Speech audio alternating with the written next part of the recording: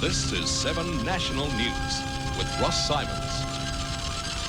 Good evening. Tonight, the Premier claims he's the victim of a heresy hunt after admitting he's the minister involved in the so-called Breeze affair. New South Wales rail services under serious threat. And controversy over Mark Stockwell's silver win. The Premier claims he's a victim of a heresy hunt. Mr Wran identified himself today as the man mentioned in speculation about a minister trying to influence the Chief Magistrate, Clary Breeze. Mr Wran's predicament stems from a report in the National Times that New South Wales Chief Magistrate Clary Breeze alleged interference in the magistracy. Mr Breeze is said to have been approached in 1981 by a district court judge who discussed with him the possibility of influencing another magistrate, Kevin Jones. Mr Jones was then hearing charges against Sydney solicitor Morgan Ryan. The report says Mr Breeze claims the judge approached him on behalf of a senior state government minister. Since then, District Court Judge John Ford has identified himself as that judge and strenuously denies the allegations in the report. And it was the Premier's turn today. Mr Wran said that what was mentioned in the Breeze material was a person's Christian name, and that name was Neville. He said that in the resulting heresy hunt, it's being assumed that Neville means Neville Wran. Mr Wran says he cannot have been the minister in the so-called Breeze affair. Because I didn't speak to Mr Justice Ford or to any other judge relating to the Morgan Ryan case.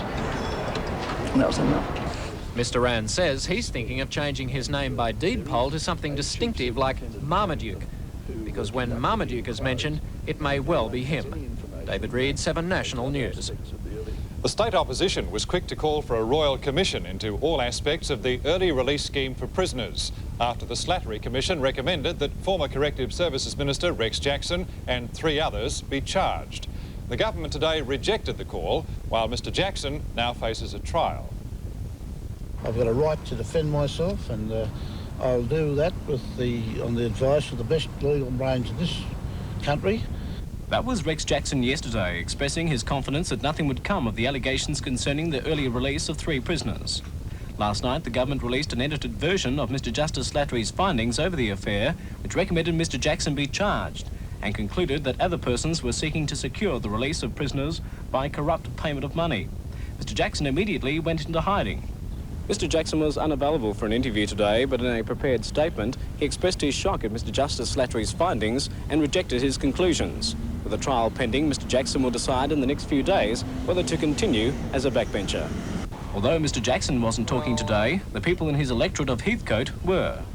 I think that more or less he's got what he's deserved. Well, I'm with him all the way. I think it serves him right. The Jackson affair then entered the political arena, with opposition leader Nick Greiner calling for a full royal commission. There is an urgent need to have a proper royal commission into the early release system in its entirety, into all those cases which can't be explained in terms of the guidelines that were set down. And there are a considerable number of such cases. This case in which Mr Justice Slattery has determined is simply the tip of the iceberg. Premier Neville Wran was quick to respond in the negative. We've had our commission. There'll be no royal commission, no more special commissions of inquiry into early release. Chief Superintendent Parrington is the officer in charge of the matter, and if anyone has any material, they're welcome to go to him. Alan Hine, 7 National News. New South Wales train services are under threat again over the State Rail Authority's latest cost-cutting moves. The SRA wants to drop brake vans and reduce crew sizes from 3 to 2 on many of the state's trains.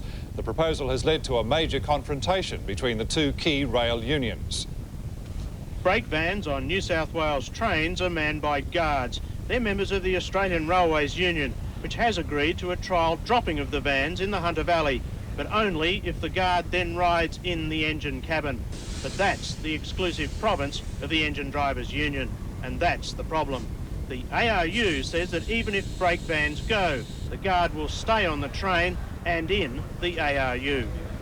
We've got 1,700 members involved, so that the whole strength of the ARU will be marshalled to ensure that those jobs do not go. And that would include stoppages? Unfortunately, yes. The Engine Drivers Union says that anybody in the train cabin belongs to them. Both unions are capable of bringing the state's train system to a halt. The State Rail Authority says its only concern is to get rid of the brake van and one crew member. The unions should decide who goes.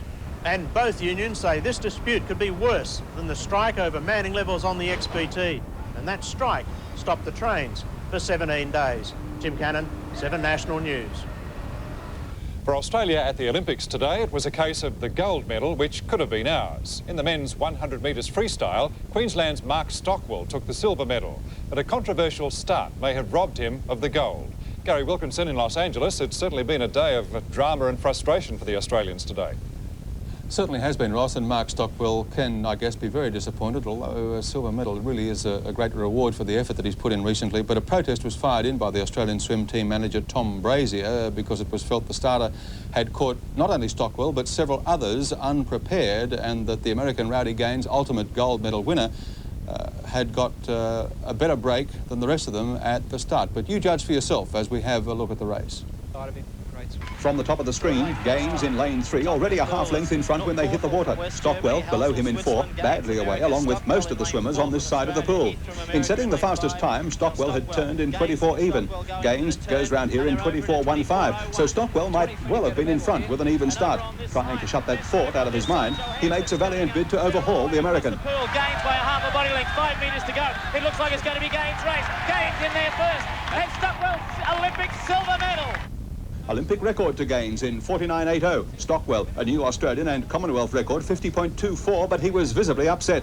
Here's the start again. Stockwell, 4 from the top, yellow cap. He and the others only half in their crouch when the gun goes and Gaines hits the water with a winning break. Stockwell believes there should have been a recall, but he was the first to congratulate the American. He's not a bad guy, actually. And, like, he hurts to come second. I'd really, I've been really thinking that this event I was made to swim here and take this gold medal.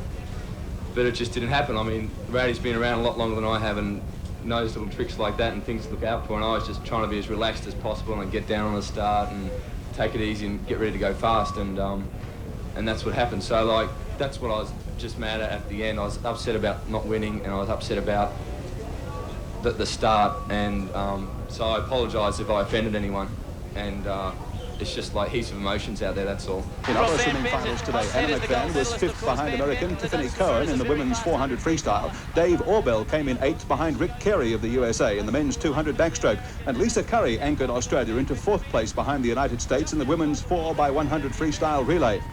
Things are going well for Australia in hockey with another win today. Terry Walsh, who scored 4 against Malaysia, also opened the account here against Spain.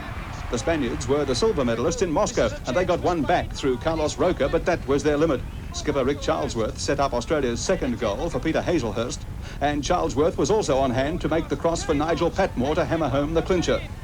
The Australian women's basketball team was overwhelmed by the gold medal favourites from the United States, 81-47. That's 2 straight losses now for our girls, while the men's team has a 1-1 record after last night's defeat by the defending Olympic champions Yugoslavia. We now face the tough West Germans next, but coach Lindsay Gaze is not disheartened. We'll be able to run better than them, our defence will be more aggressive, and our mobility will be better. But that was the same case for Yugoslavia and Italy, and they had big troubles beating them. If we can beat the West Germans, we'll have a very good tournament here. At the cycling velodrome, success for 2 Australians, with Kenrick Tucker doing it the hard way through the repechage heats to advance to the quarterfinals of the sprint. And our world junior champ, Dean Woods, continues to defy his more experienced opposition and is now into the semi-finals of the individual pursuit with outstanding medal prospects. On Lake Casitas, north of Los Angeles, the Australian 8 faces a repechage to make the final after finishing second in the heats to the United States. But in the quadruple sculls, we're straight through and a medal chance after this excellent heat win over Spain and the Netherlands. 7 more golds to the host nation today, but the big one was in the men's team gymnastics with a victory over the world champions China. And this is one of 3 perfect scores which clinched it for the United States. That makes a total of 16 gold medals now for the United States. China next with 5, West Germany and Canada with 3 apiece, and Australia next on the medals tally with 2 silver and 4 bronze. A pretty quiet day, day off in the swimming tomorrow, but we've got Australians involved in several other competitions, and we'll report to you on those tomorrow night, Ross. OK, Wilco, thanks very much indeed. See you tomorrow night. Gary Wilkinson in Los Angeles. Well, while the athletes are giving their all for gold medals, the Olympic badge traders are after all they can get too. For this international brigade, Many are gold, but few are chosen. Israel or Belize. See how they spell Olympic? With an I and not a Y. Olympic badges. The trick is to collect as many as possible. You soon learn that some are worth more than others. Make him a deal. He can't refuse. No. See that pin? I'll give you a Calgary 88 for that. Australia, you can trade probably 2 for 1 of these. But if you really excel at this street trade, then you get to graduate to the big time. Here at the Budweiser pin trading capital, home of the Sharks and Sharps. This is where they separate the badge men from the badge boys, and the badge women from the badge girls, of course. Sam? I'm really kind of looking for one specific pin. It's a ceremonies pin. I've been told by the police that this pin has been sold for $300. 2 days ago, I watched this pin be sold for $300. The FBI badge is one of the rarest to find. There were only a few hundred. The FBI? Yes. The CIA badge is very rare. CIA? Yes. Were they issued for trading by the FBI and CIA, etc., or they're more or less black market? Well, initially they were just issued for the officers themselves for their own personal carrying. Given the rather erratic behaviour of international currencies lately, we could be looking at the legal tender of the future. In Los Angeles, Greg Hoy reporting for 7 National News. American enterprise. And still to come, a bloody end to the hijack in the Caribbean. And life after death for a newborn American baby.